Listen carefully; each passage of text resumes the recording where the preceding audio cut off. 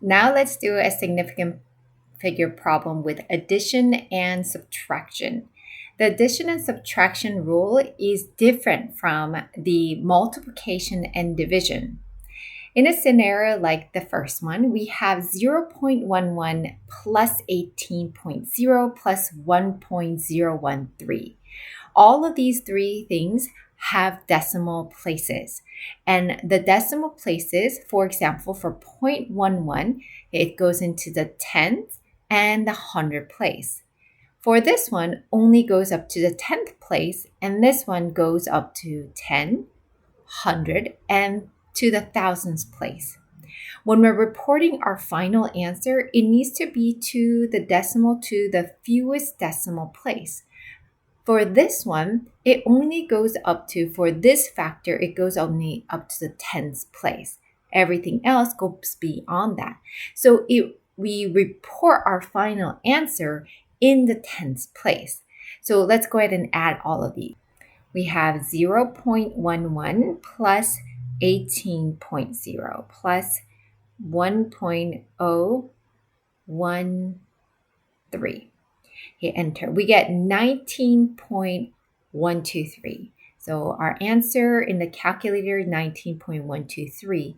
But we do not take these two into consideration, and that's because we need to end in the tens place, 19.1. You see, it has nothing to do with how many sig figs there are. There's 2 sig figs here. That doesn't mean our final answer is going to be 2 sig figs. It's 3 right now. And that's because this came from the fact that this particular one has the fewest decimal places. Let's do another one. 41.56 minus 41.400. Now you can see that this one has a lesser decimal place, and it goes up to the 100th place. That means your final answer needs to go only up to the 100th place. 41.56 minus the 41.400. Hit enter. I get 0.16.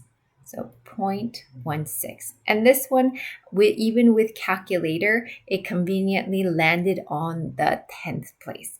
Oh, I'm sorry, the 100th place. What about in a scenario we do not have any decimal places, like this? If you don't have any decimal places, the final answer must be to the roundest to the highest place value of the last significant figure. What does that mean? Okay, so final answer must be rounded to the highest place value. Let's take a look at this. 520 minus 44. There's no decimal point over here, which means that this 0 right here is not part of the significant figure. It's just a placeholder. Okay, this one, 44, it's in the ones place. That's very first sig fig coming from to the right, going towards this way. 4 is the very first one, and it's in the ones place. So this 4 is significant. Let me write this down. This 4 is significant,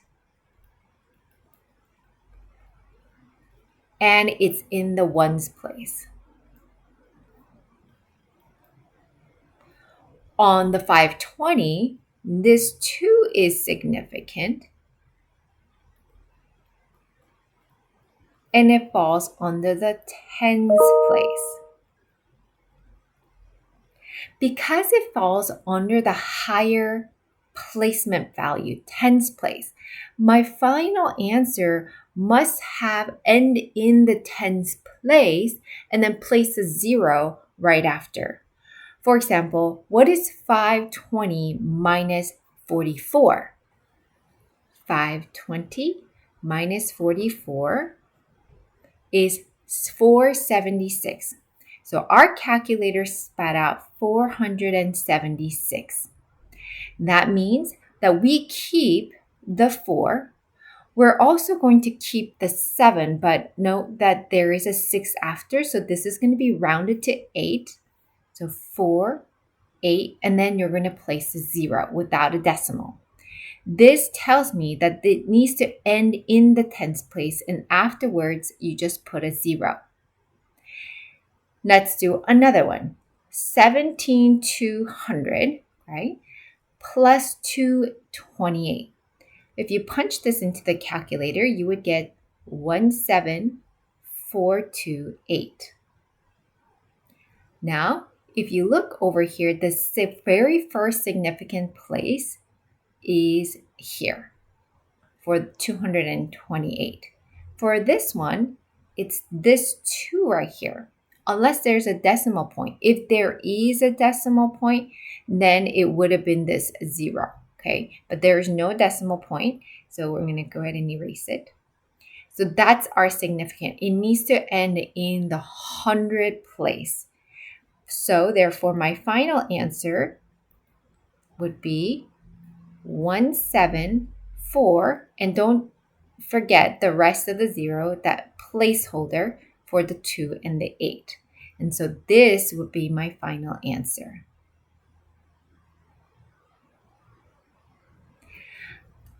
Let's do a learning check. You're going to try this and come back and check the key. And here is the key.